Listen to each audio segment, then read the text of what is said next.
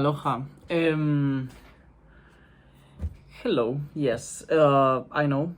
I haven't been doing this. I'm not the only one, but I have been reading. I have been reading The Name of the Rose, but I have not been posting any videos because I was not in a place where I could make any videos. First I was on a sailboat, and then I was on a hospital for a few days. So at this point, I kind of lost the plot, if I'm being honest. I'm powering through, and I'm gonna power through the whole thing. I am. I'll say I have a fourth of the book, a fourth of the book left.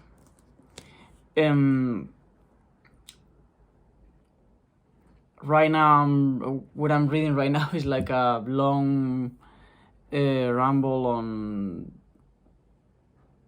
inquisitive, like the history of the Inquisition with the Fraticelli, and there's a really nice conversation between Guillermo and his disciple, whose name Azzo,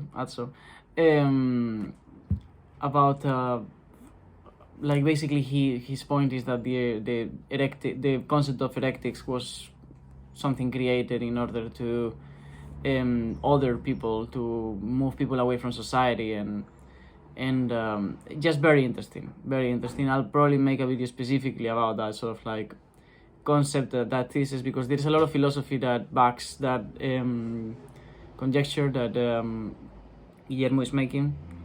But I know, like, I'm not giving you any context. I'm not catching up with the plot, because I have been reading this while many other things have been going on, and I thought I was gonna leave the book and just not finish it, but I never do that, except when I lose a book, which happened once and a half.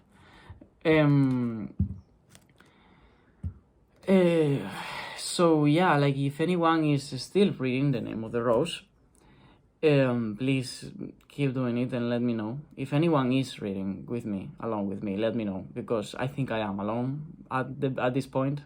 I don't think I think Randy has left us a while ago. I don't know if he will ever return to this book, but I haven't seen any videos from him talking about The Name of the Rose, and neither have I. Now I have to look for a room because it's my last semester of university. I have to look for a job to pay that room. I'm also simultaneously like doing many other things. I'm trying to get my partner to get the Spanish residency so that she doesn't have to go back to a Muslim country, where women are just not treated in the way that anyone should be. I am also doing a couple of courses. I was interrupted during the sailing because I had an abscess, some kind of like severe tonsillitis thing, something very recurrent on my life. I have to remove them at some point. And yeah, like last semester, so I have to write a dissertation, and I was thinking of writing many other things. NaNoWriMo is coming, and I have been for the whole year thinking of doing that, but I don't think I'm gonna be able to, because 50,000 words is too much to commit to. So I am a little bit overwhelmed right now by the amount of things I need to do, which means that I will finish this book and I will make a sort of like wrap-up video about it once it's completely finished, and I will probably make a discussion video about it, about one of the multiple philosophical conversations on the book. But I'm not gonna be able to keep it up. Keep it up. It's not even keeping up because I haven't been doing it, so I'm not gonna be able to continue updating you about this every Friday, because at the moment I'm only reading like through sheer willpower. Like I haven't lost the plot because the plot is not that hard to lose. Like, I mean, they are still sort of trying to find out who is the person involved with these deaths in the monastery, what's happening with the library. They have figured out some of the like the source of the hallucinations. They're trying to read a text, but a person stole the, like in a chase scene in the library. They stole the glasses of Guillermo, so now he cannot read a Greek text that he was planning to read with some Kabbalah or something like that. And technically that test is key to know who's involved with everything that's happening. Also, an inquisitor is coming, and the person in charge of the monastery will, like, it's sort of like not wanting that inquisitor to come, and almost looks like it's about to confront him or something. So like but at the same time I'm like, I'm just not here. But I do want to finish it, so that I can say I finished it, and also so that I can go back to it at some point and feel like I know it from beginning to end, because I feel like if someday I reread this book, which I don't know, because honestly I'm not loving it. I am loving very specific conversations.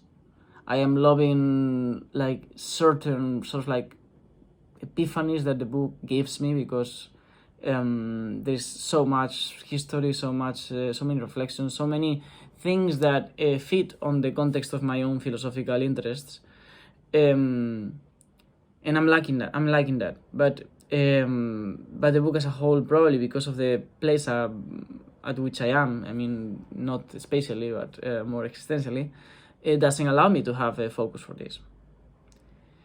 Also, I just finished reading, and I'm reading another book. So like I have 2 other books on my mind that have taken, for 2 different reasons, completely different reasons, all the attention. So just to know who the guilty ones are, this is Pilgrim at Tirker Creek. I started reading this book a while ago. I haven't been talking about it. I don't think I have made any video about it or anything like that. But I got it because Steve Donnery said at some point that it was like the best nature writing book ever written, or something like that.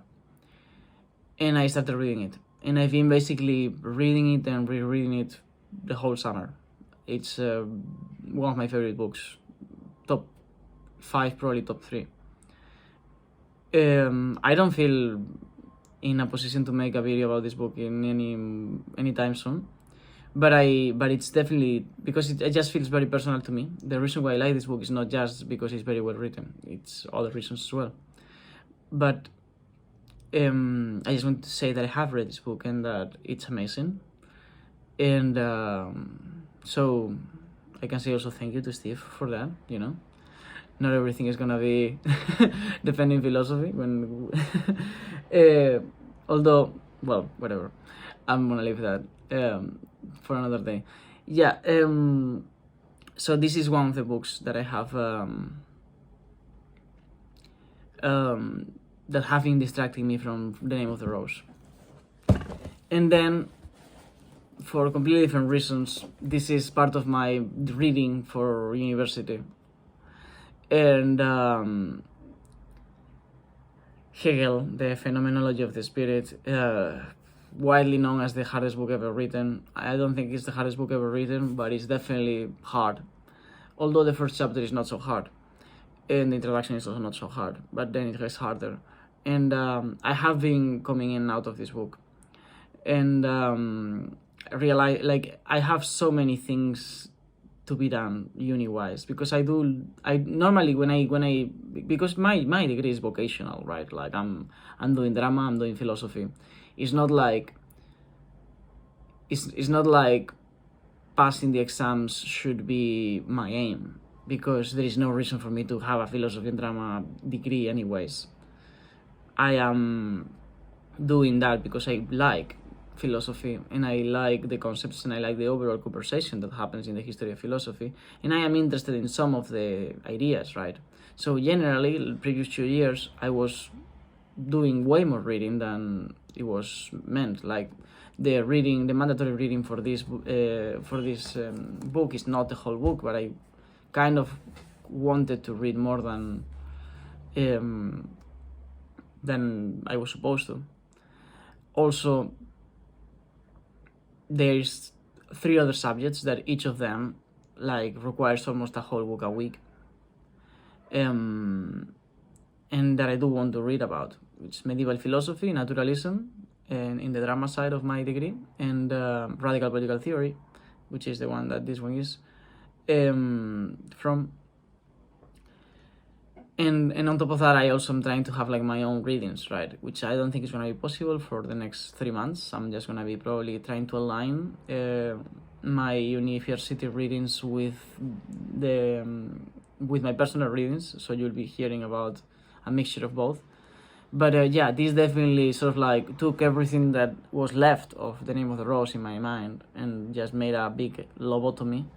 And now I just have scrambled eggs instead of a brain. So I just wanted to update you relating to that. I'm gonna make another video specifically about another topic